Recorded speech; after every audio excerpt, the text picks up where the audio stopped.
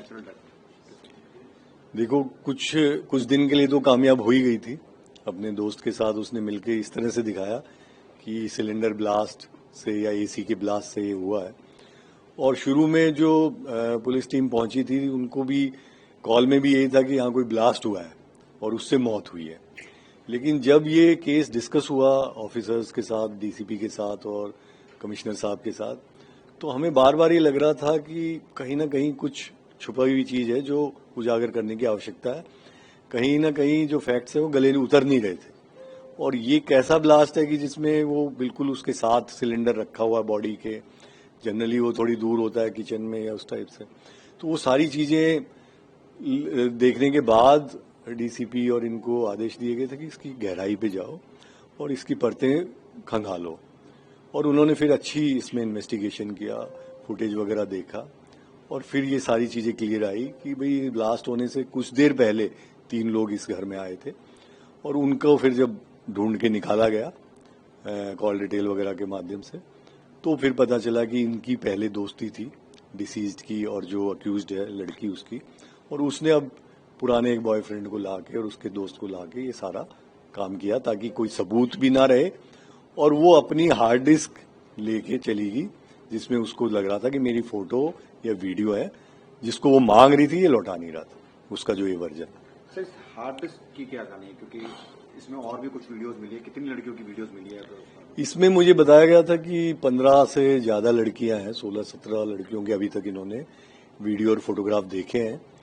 तो हो सकता है ये जो लड़का डिसीज था उसका इन लड़कियों के साथ कोई रिश्ता या दोस्ती रही है। लेकिन हमारे पास कोई कंप्लेंट किसी और लड़की की अभी तक आज के दिन तक नहीं है या किसी ने कोई शिकायत नहीं की है, तो अभी उस एस्पेक्ट को हम नहीं देख रहे हैं।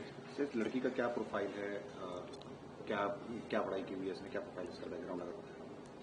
लड़की ने पहले फॉरेंसिक साइंस की तैयारी की, उसका फॉरेंसिक्स में हमेशा से रुचि रही।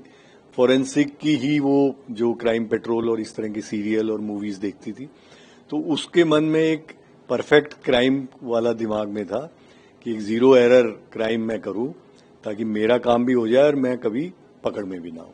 इसके चलते उसने अपने इस सुमित के साथ डिस्कस किया और उसमें इन्होंने सिलेंडर वाली बात को निकाला कि जब आग लग जाएगी तो फिंगरप्रिंट वगैरह ये सारे एविडेंस भी मिट जाएंगे।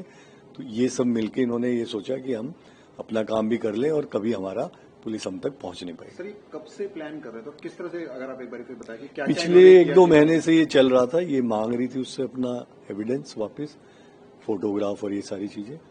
ये लड़का चूंकि उसकी प्रवृत्ति उस टाइप की थी तो ये मना कर रहा था और इसलिए इन्होंने फिर सोचा कि इसका काम तमाम करके ही इसको हासिल किया जाए और फिर सबूत भी ना छोड़ा जाए। उसके चलते सारी साजिश।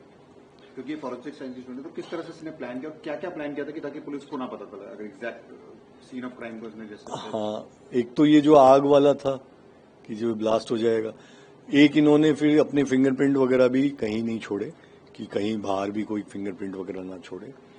वो तो हमारा टेक्निकल एनालिसिस इतना सुपीरियर क्वालिटी का था जिससे ये सारी बातें खुल गई, वरना इन्होंने अपनी क्राइम सीन पे अपनी कोई चीज नहीं छोड़ी कि हमारी क्राइम सीन पे कोई भी एविडेंस वगैरह ना मिले, उसकी पूरी प्रिकॉशन इन्होंने। बॉडी के ऊपर भी कुछ इन्होंने? हाँ, उसको जलाने का पूरी तरह से तैयारी।